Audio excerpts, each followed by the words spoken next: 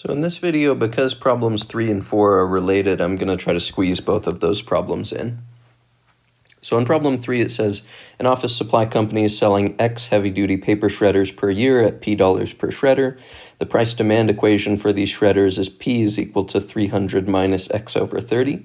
So in other words, the price that they set is going to be is going to be 300 minus the demand divided by 30. That's the relationship satisfied between the price and the demand. What price should the company charge for shredders in order to maximize the revenue? And what is the maximum revenue? So in this case, what we're trying to do is we're trying to maximize the revenue. And what I'd like to do maybe at the start here is just mention that the thing that we're looking for is going to be the price. So you have two options here. You can either think of the revenue function as being a function of the price or as a function of the demand, and you can solve this problem either way. So either of these would be fine. In this case, it actually ends up being a little bit nicer to just treat the revenue function as a function of X. So we'll find the maximal revenue and the number of paper shredders that they want to sell, and then we can find the price afterward. The reason that's a little bit nicer is because we already have an equation that relates P to the value of X that we're going to find. So that'll be a little bit nicer in this particular case, but it would be okay to attack this problem either way. So I'm going to take the slightly nicer route. It's okay to write everything in terms of P instead if you would prefer to do so. But either way, what you should get is that the revenue is equal to the price times the quantity. And both of these things can be written either in terms of X or in terms of P. So if we were doing this problem in terms of P, then the price would just be P, and then for the quantity, we would need to solve for that X value in terms of P. But because we're doing everything in terms of X, I can just immediately write down the revenue function. I know that the price in terms of X is this expression. So the price will be 300 minus X over 30. And the quantity that they sell is just X. So this is our revenue function. Again, I'm going to distribute this X value to make the derivative taking a little bit easier. So we'll have a 300X minus an X squared over 30. That's our revenue function. And now we'll start taking derivatives. So the first derivative here would be a 300, minus a 2x over 30. Or if you'd like to simplify, this would be a 300 minus x over 15 by canceling a factor of 2 top and bottom. And therefore, our double prime is going to equal negative 1 over 15, which is a negative value. So that means that the revenue function is going to be a downward opening quadratic. It has negative concavity. And we're looking for this point up here where the revenue is maximized. And to do that, we'll apply the first derivative test. That means that we're going to set r prime equal to 0. So we'll get that 300 minus x over 15 equals 0. Now, if you rearrange this and you solve for x, what you'll get is an x value of 4,500. Now, in this problem, we don't have any boundary points to plug in like we did in the previous problem. So here we have a single critical point, no boundary points to compete against it. And we know that this critical point happens at a place where there's negative concavity, because this function actually has negative concavity everywhere. And therefore, this point 4,500 represents a local maximum. And because it's the only candidate that we have for a maximum, it must represent the absolute maximum. So this is where the max is attained.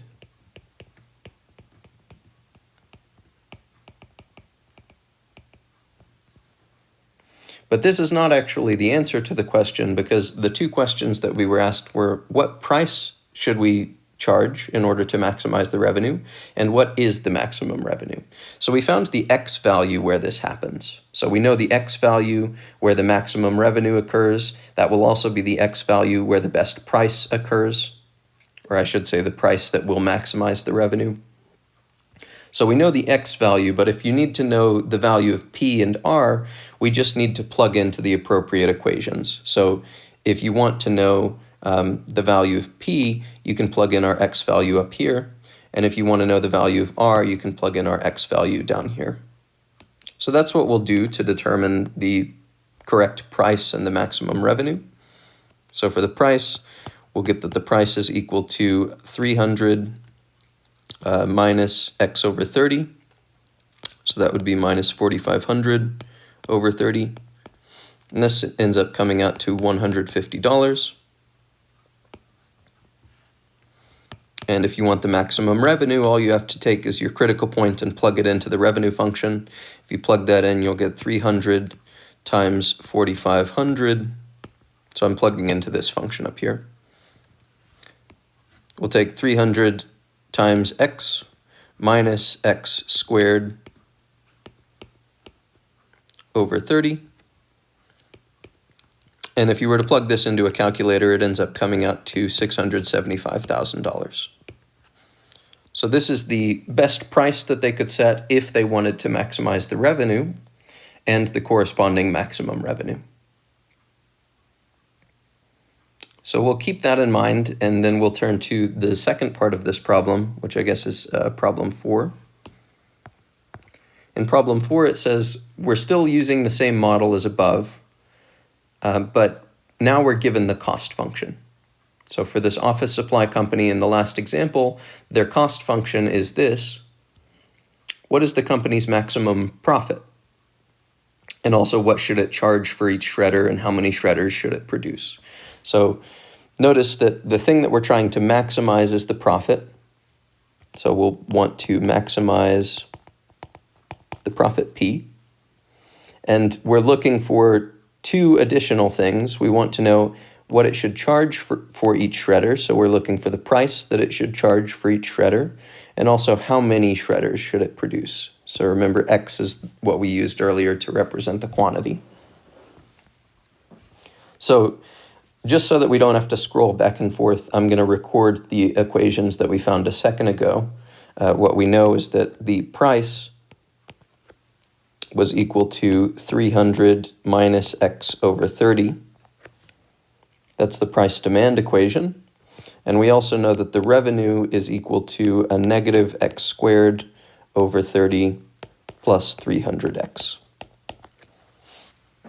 So that's the price and revenue functions that we had on the previous problem.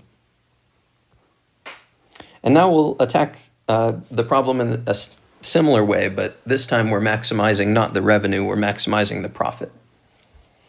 So we need to be able to write down what the profit actually is. And again, just to make things a little bit easier and consistent with our previous problem, I'm going to write everything in terms of X. It would be possible, again, to proceed in terms of P, the price.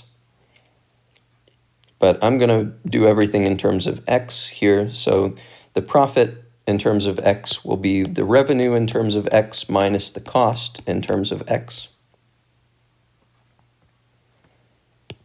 The revenue function we found a second ago, so we know that that's negative X squared over 30 plus 300X. So that's the revenue function. And then we need to subtract off the cost function. Because the cost function is given to you in terms of X, it is a little bit nicer to do this part of the problem as well in terms of X, but it would be possible to convert this cost function from a function of X to a function of P by just plugging in the value of X as a function of P. But you don't really have to worry about that. I'm just going to do the whole thing in terms of X. So this is what we get as our profit function. Now we want to simplify this before taking derivatives just to make the process a little more compact. So notice that this minus sign should distribute. So we should get a negative 90,000 and also a negative 30x. Whenever we distribute it, we'll be able to combine these like terms, the 300x and the negative 30x. So after I combine the like terms, what I should get is a 300x minus 30x. That would be a positive 270x. And then we'll also have a negative 90 grand. So this is their profit function. And now we want to maximize this profit function. So we'll take the same strategy that we have been. We'll take the first derivative. P prime is going to equal negative 2x over 30 plus 270. Or if you'd like, you can simplify this as negative x over 15 plus 270. So that's P prime. I also like to take the second derivative at this stage, but you can postpone that until later if you'd prefer to. But the second derivative would then be a negative 1/15, which again is a negative value. So that means that the profit function is a quadratic function that opens down. So it's going to look like this. And that means that the maximal value for the profit is going to be attained at whichever x value serves as its critical value. So now we just need to find the critical value for the critical point. For the critical point, you take the first derivative and set it equal to 0. So that would mean that negative x over 15 plus 270 equals 0. Now if you rearrange this and solve for x, what you'll get is an x value of 4050. So just to keep the video a little bit short, I'm going to avoid doing that by hand. But you can solve this linear equation for x and you get 4050. But this wasn't the only thing that we needed to know for our problem. We also needed to know what the maximal profit was and the price that we would need in order to attain that maximum profit. So we've now found the x value that's optimal. Now, to find the corresponding p-value, we'll do what we did in the previous problem, which is we just need to plug in the x value we just found into the price demand function or equation. So we would end up getting that the price is equal to 300 minus x over 30, which in this case ends up being 165. And remember, x was the demand, so I could write this in terms of units, if you'd like. So we would sell 4050 units at a price of $165.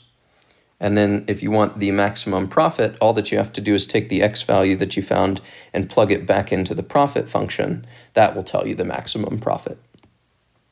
So we'll take p evaluated at 4050 to find the maximum profit. That would be negative 4050 squared over 30 plus 270 times x minus 90 grand. And if you plug this into a calculator, what you'll get is $456,750. And if you'd like, you can summarize all of this into a sentence that they should sell 4,050 units at a price of $165 in order to attain a maximum profit of $456,750.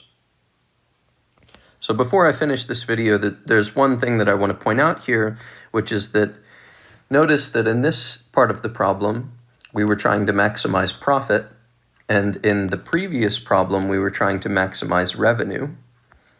And the thing that I want to point out is that these happen at different times. Maybe let's focus on the price here. So if you wanted to maximize revenue, you would set the price to be $150, and you would sell 4,500 units. So if you set the price a little bit low, then you'll sell 4,500 units. So you'll sell a few more units, and that will maximize your revenue. But if you wanted to maximize the profit, the strategy is to set the price a little bit higher.